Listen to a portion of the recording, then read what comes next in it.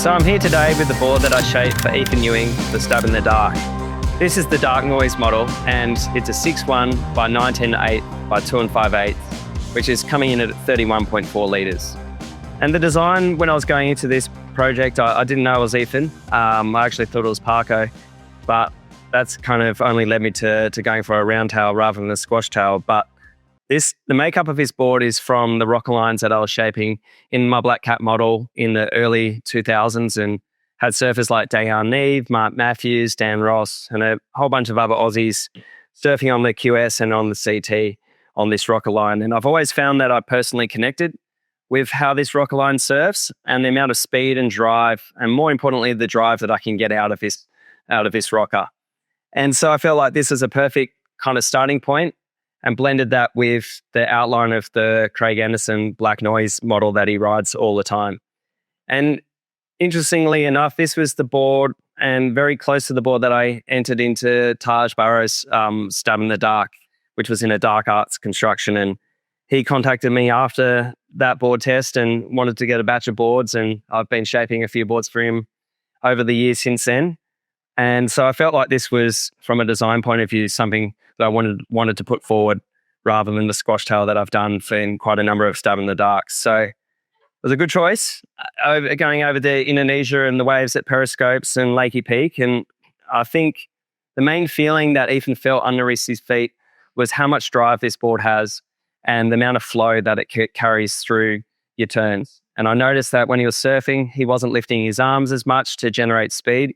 The board was doing a lot of work and able to connect the dots between his turns, whether he was pulling the turn really nice and tight in the pocket, or he was drawing out an open face wrap, or sort of having to surf in that cuppy sort of end section of Periscopes and really fit the board nice and tight into the wave face.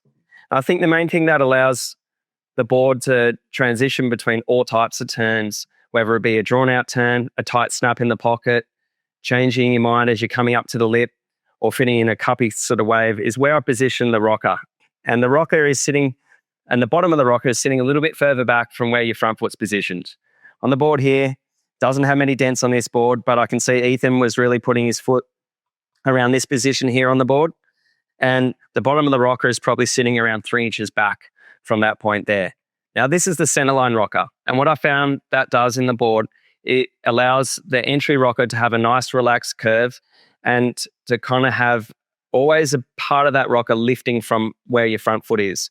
And that stops the board catching in those tighter parts of the waves and allows you to really sort of come up really nice and tight in the pocket and use more of a high performance outline like a round tail in the wave and feel like it still is always fitting. And so that's kind of where the rocker's position. And what that also does is then creates a straighter point in between your stance. And that creates a lot of drive. It's an endless amount of drive. You can push on this board as hard as you want, and you can get a lot of response back from it. And it also creates that flow. And I've shaped boards for Craig Anderson for well over 20 years. And one key thing about Craig's surfing is how much flow he likes to get through his boards. And so I noticed Stephen approaching the waves, drawing out his turns, being able to sort of, click on the 4th, 5th, 6th turn, and just always continue that speed and just do what the wave is wanting him to do on the wave face or through the lip.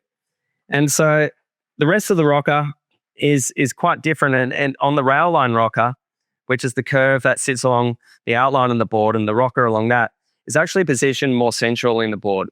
And what that does is when the board is actually up on rail, it actually gives you a different feeling, especially going through an open face carve, gives you a more kind of consistent balanced rocker that's positioned around your front foot, creating a bit of lift and generating speed through when you're going through that part of your turn.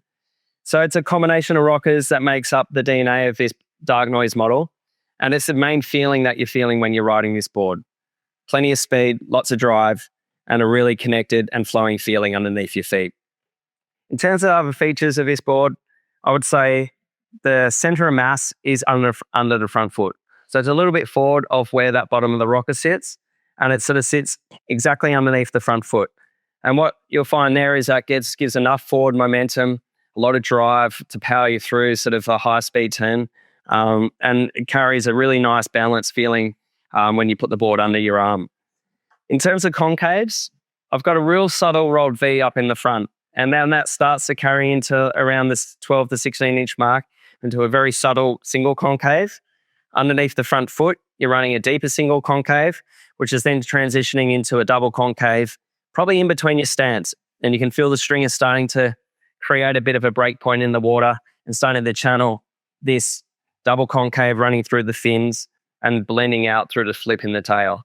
And another key thing that I really like to do is where I've got the edge placed. So for myself and feeling in the board and wanting to create a board that feels connected to the wave, sitting in the wave face, but still getting the drive that you want to feel and that response that you want to feel out of a board that's super connected to the wave face. And so I have a nice sharp edge running, probably a little bit further up than a traditional shortboard, which might sit around 3 inches in front of the fins. Mine is continuing up about 5 to 6 inches, but it's sitting inside underneath the tuck of the board, and it slowly fades out. I feel like the feeling when you surf on an edge like that is something that generates a lot of drive, but then feels really sort of connected to the wave face. In terms of outline, I would say the outline is a little bit back of center. It's about 1.5 inches back from the midpoint of the board. And that creates, an outline that is quite well balanced to the rocker of this board.